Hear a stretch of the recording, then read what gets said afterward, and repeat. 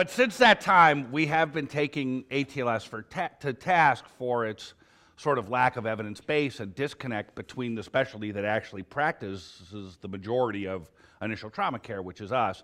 And I have to say, when you look at the 9th edition, it's pretty clear that we've been getting through to them. So a lot of stuff has changed. And what I would say about the 9th edition is that, generally speaking, while there's still some dissonance between what we believe and what we do and what's in ATLS, on average, their ideas of what's going on are merging. So a whole bunch of stuff that was never even mentioned in ATLS is now part of the manual. Nexus, the Canadian C-spine rules, the Lemon Law, rapid sequence intubation, airway adjuncts, all in now. Not in the way we would like them in, but at least when you take an ATLS course, if during the case you go to rapid sequence intubate someone, they won't look at you like you're from Mars. So that's all part of it now. And so generally speaking, ATLS has merged towards the emergency medicine view of the world. Now, there still is some sort of ad hominem stuff, which, you know, Rick edited from the chapter. In the original version of this chapter when I write it, because Rick's a nice man, and Rick cringes when I use the F word and things like that. But in the original version, I had pulled out every ad hominem quote and collected them into a portion of your thing. Every place where they've said, you shouldn't do a thoracotomy unless you're a qualified surgeon. Escharotomy should not be done in the emergency room. You know, all the things that are part of our practice that we do, that we're credentialed for. Like, I don't know what you're supposed to do, according to ATLS. If you're working in a small facility and someone brings a stab wound in, you know, peristernal stab wound, who's alive 1 minute and tries to die the next, you're just supposed to say, sorry, dude, I'm not a qualified surgeon, so, you know, emeny, sorry, it's over. You know, in real life, we would crack that chest, and that our survivorship for emergency medicine thoracotomies is about the same as surgical performed ED thoracotomies. So, and last I checked, they call it an ED thoracotomy. I'm pretty sure that's my domain. I work in the ED.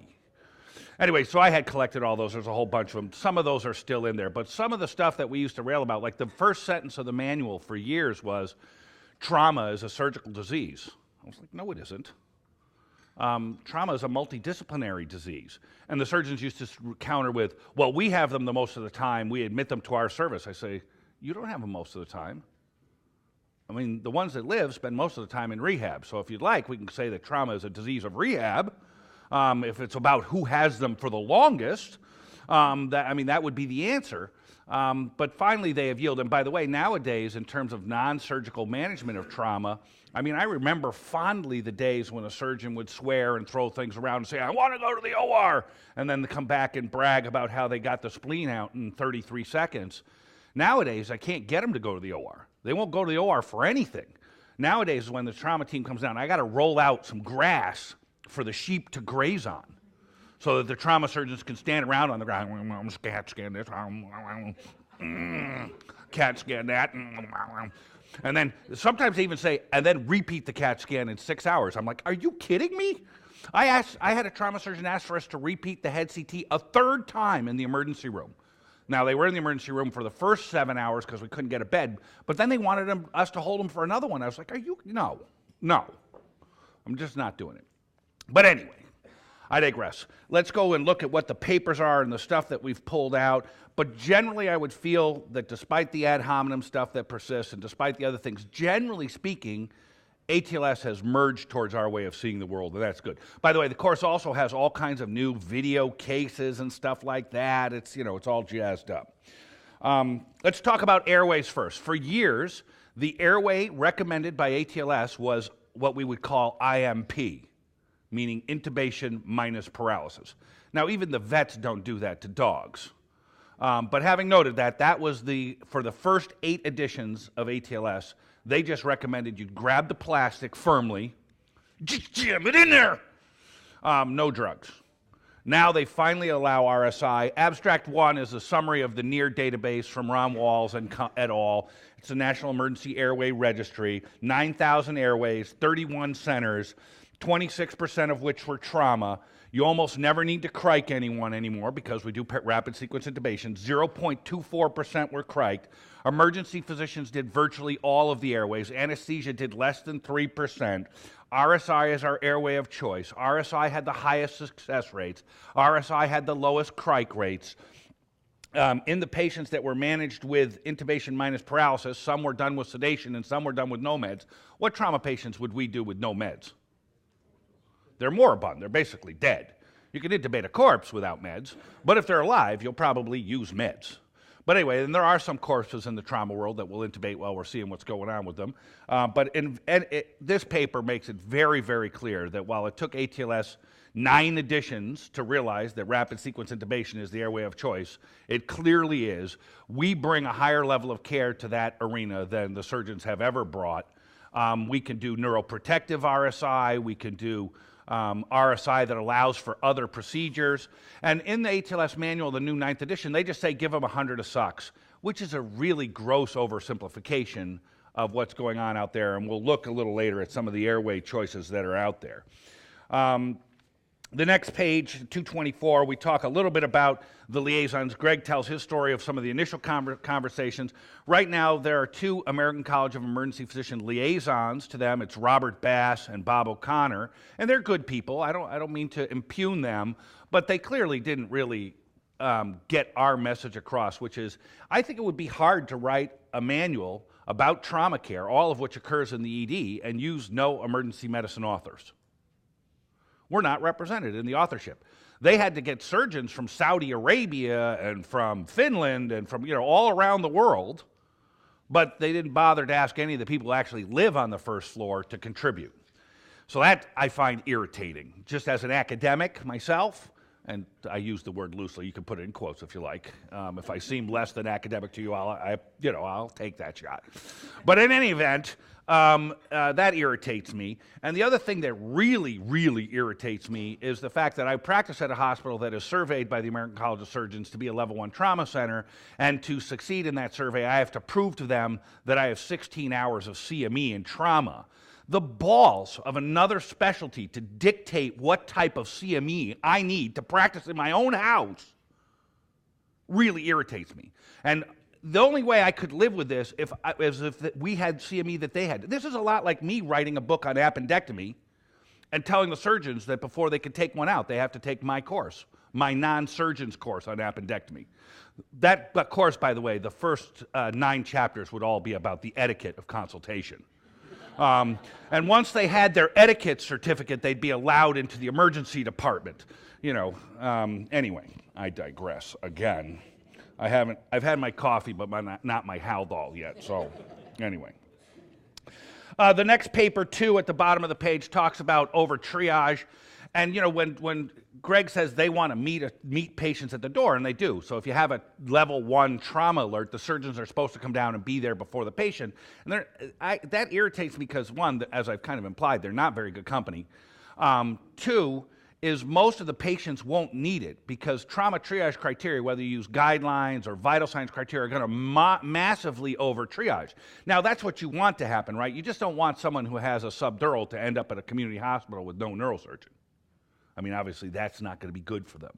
So you want to throw the net wide, but if you're going to throw the net wide, why not let an emergency physician look at them and call if we need help instead of call help every time? So that abstract 2 sort of talks about that. Abstract 3 looks at how bad this over-triage is with regards to peds. Abstract 3 is from our house as well. It's Eckstein. He looked at all the kids. Save the kids. Oh, trauma and kids. They're so bad. We must fly them. Blah, blah, blah, blah, blah. Get the helicopters. Oh, God. And, so we did this. And there was no trauma center in the valley, so they flew every kid with a boo-boo to us by helicopter. So what happened to those kids? I mean, if you're going to use a helicopter, the outcomes ought to be morgue, ICU, and OR. No, the outcomes here were a third sent home. They came to us by helicopter, and we all right, your ER visit's going to be, the professional services will be an E&M 3, that's, $250, and the facility charge will be $800, so they're going to get zinged for $1,100 or $1,200 for their emergency care. And by the way, getting here is going to cost you $17,000. see the financial counselor on the way out to coordinate your bankruptcy. And so, you know, that's just, and they're dangerous. We had one of them crash. And every time they crash, it's millions of dollars. By the way, in a helicopter crash, I kind of think everyone should die in a helicopter crash. I mean, last I checked, in fact, a friend of mine, whenever I used to go on the helicopter out to the chamber here at Catalina, every time I was going to the helicopter, he'd stop me, lean on my shoulder. Psst, where are the wings? There's no wings. And then he'd take his pen out of his pocket. He'd go, let me show you this. That's auto rotation. You don't believe in auto rotation, do you? But anyway, that was it. They do crash. They crash a lot. They're dangerous. They're expensive. And we got to stop doing that sort of OverTriage because it's really, really expensive. Then Steve Green in Abstract 4 took him to task in Is Trauma a Surgical Disease? As I said, it was the first sentence of the ATLS manual for like 7 editions. And he points out that, no, not really anymore. And in fact, at my hospital, where we have Dr. Demetrios Dimitriades, who sort of led the non-surgical management of trauma movement, you know, grade 1, grade 2 spleens, grade 1, grade 2, even some grade 3 livers, more subdurals than ever before. All of this stuff is non-surgical. Nuns class 1, 2, 3, all non-surgically managed for renal injuries. So that's where it's at. So Steve Green looked at it and said, yeah, let's get it out there. So he actually looked at Loma Linda, like, well, so you say trauma is a surgical disease? Well, how often do they go to this OR for something important early on? Now, we're not talking about they went on day 3 for their, you know, tib fib, or day 2 for their tib fib or for their wrist. You know, we're talking about emergency surgeries. So 3% of adults go to the OR, meaning 97% of the time it ain't a surgical disease.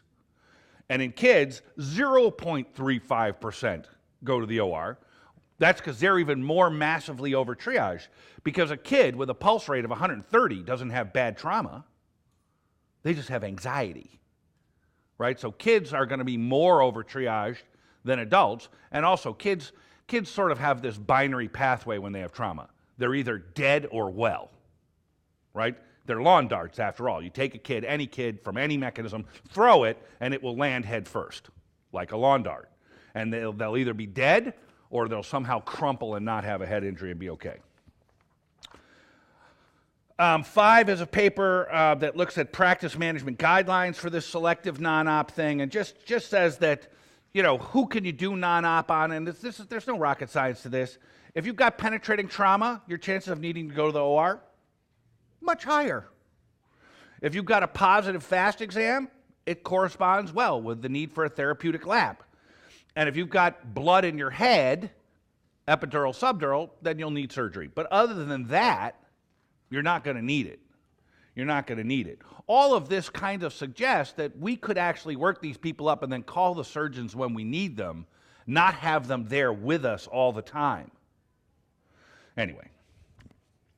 How about pain management? One of the horrible things of ATLS over its, you know, since 1977, so it's 30 years of existence, was it really was shy on any kind of medication. Pharmaceutical usage in trauma care is not something that ATLS has ever been comfortable with.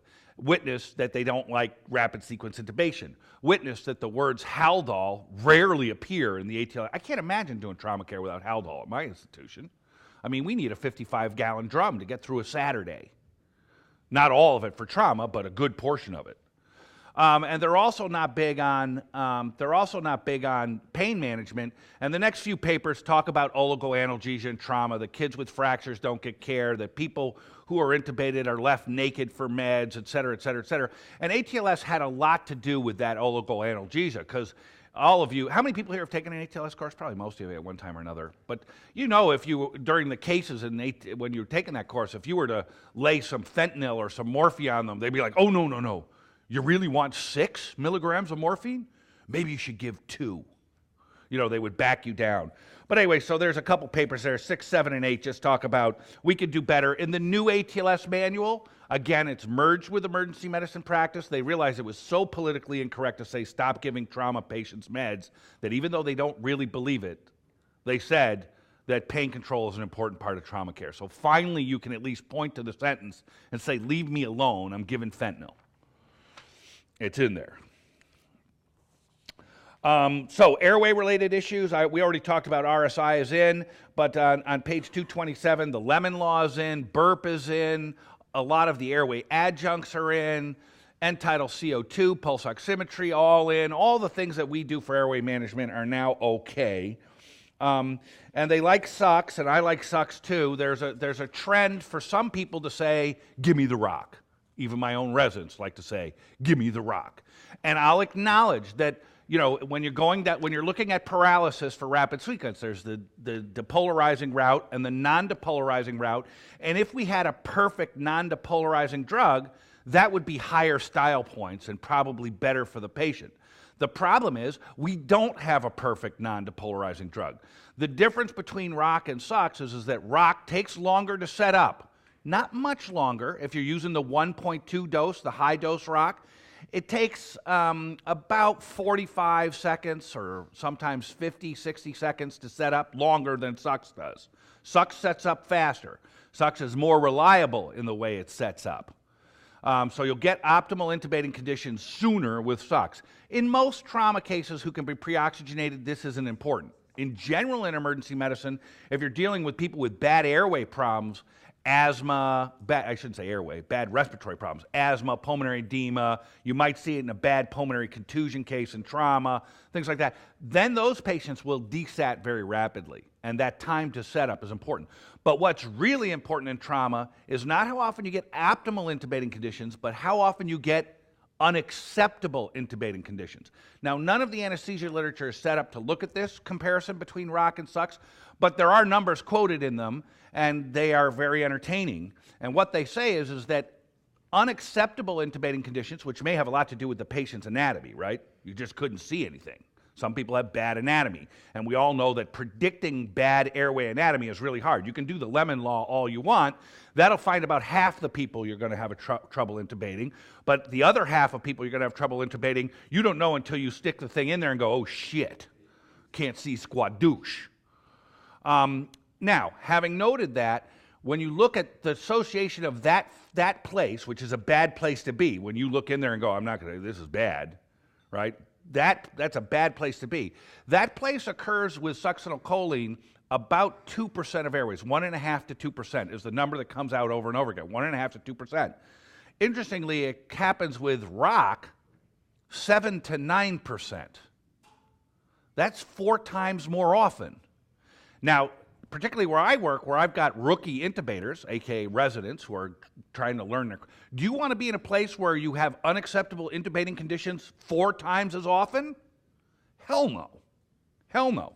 And then the other big problem I have with rock, one of the main reasons we intubate people is because they're head injured, GCS 8, you know, that kind of thing, not protecting their airway, drunk as a skunk, high risk for subdural or epidural, got to get to the scanner. We intubate that. If you use rock on that, they come back, they're still paralyzed because the scan takes 5 minutes. Now they're going to be paralyzed for an hour because you use 1.2 megs per kg of rock. The scan, available in 10 minutes, shows subdural. The neurosurgeon's down in your emergency room with a rough piece of tree bark chafing on their perineum because they can't examine the patient, right? The determination of whether that subdural or that epidural goes to the OR is partly based on the images, but also partly based on the exam. And now your airway management technique has denied them that exam. So they're pissy, and I think rightfully so. And that's a pretty common injury pattern in the emergency room, subdurals and epidurals. So I don't like to corner myself with that with rock. The fact that the succinylcholine will wear off in 8 to 15 minutes, something like that, 10 to 15 minutes, and allow my consultant to examine them. So fast on is important. The quality of paralysis on is important, but fast off is also important. Now, there's some new things happening in here. And so you got a bunch of sucks papers there, 10, 11, 12, including 10, where I try and make part of this argument about why sucks is king. 11 is a meta-analysis that says sucks is still king. And 12 is written by some young twerp somewhere who wants to pretend that you can go ahead and use rock, because the young people like rock. And I like the idea of going non-depolarizing. I just need a drug that's faster on and faster off. And they had that drug that was fast off, the non-depolarizing, but it got killed for what reason? What was the name of that one? Atracuronium? Yeah. So, but it caused asthma and airway bronchoconstriction. Not exactly something you're looking for in the middle of a rapid sequence intubation. So that drug got killed. 13 is an important paper that just says, remember, if you do intubate people, that particularly if you use rock, they're going to be paralyzed for an hour. That means you got to remember to sedate them and give them both anxiolysis and pain meds, because they're not going to be able to say anything to you for a long time. They're not going to be able to try and pull out the tube or any of that. Now, 16, 17, fascinating papers. What these papers say is, yep, we're still going to use sucks to get the optimal paralysis, but then they ask the question, what about the induction agent? Should we be using etomidate? Remember, etomidate is banned in a lot of countries in Europe for this adrenal suppression thing. Most of the papers we have on the adrenal suppression thing say it's probably not important, one dose. Probably not clinically important, and etomidate's so beautiful and gives us such great induction conditions that we love it at 0.3 per kilo. But there's some people that are around saying, you know, maybe we could do better than that. And one of the things out there is ketamine used to be sworn off in trauma. Why couldn't you use it in trauma? Head injuries, it increases ICP. But we've gotten to the place where, like, no, it doesn't. Or if it does, it's clinically unimportant. Or if the patient's thrashing around in pain, actually it decreases the ICP. So finally, some people have had the balls to say, you know what, we're using ketamine for all of them. We don't care. Let's look at it. And ketamine's attractive for a lot of reasons, right? It gives you excellent pain control, right? Dissociation's great. And so, for example, if you used ketamine, you could go ahead and put their hip in, you could place a chest tube, any of those things you wanted to, you could just forge ahead because the patient's out of the equation, which is very, very attractive. But they still protect their airway to a certain degree, right? And they still will have good respiratory drive, and it doesn't cause any drop in blood pressure, and in fact, it usually causes a rise in blood pressure. So this all sounds good. So we got a couple papers here. 16 is etomidate versus ketamine in France. And 17, I think, is the one from Fresno. Is that from Fresno? I think it's Fresno. Where they just said, we're doing ketamine for all of them. Good results, no problems. And I think ketamine is in ascendance for a lot of things. Ketamine is in ascendance for status epilepticus. Another place where you might think, can't use it. Aren't we worried about the head? No. Ketamine's in ascendance there. Subdissociative doses of ketamine in ascendance for pain control, chronic pain, cancer.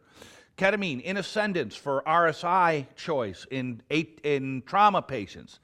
So it's turning out that the more we know about ketamine, the more we like it. And by the way, this whole thing about you can't give ketamine to adults, that's just crazy talk. You could give, why you're supposed to not give it to adults? Worse emergence. Here's the truth about ketamine. Who has the most emergence? No, children have lower rates of emergence. That's why you use it in kids. So the highest rates of emergence are in a 25-year-old woman. It turns out that the reason that's true, probably, is that that's the most verbal animal on the planet. So the 25-year-old woman will tell you the most about her emergence. That doesn't mean they have more, they just will tell you the most about it. Kids have lower emergence probably because they are less verbal and they have nightmares all the time. They're used to it. They wake up, they go, oh, mom's here, it's okay. My dog had emergence when was spayed under ketamine. She actually, the night after she was spayed, she fell asleep. And you know, dogs scream. I love the way dogs scream. And they do the thing.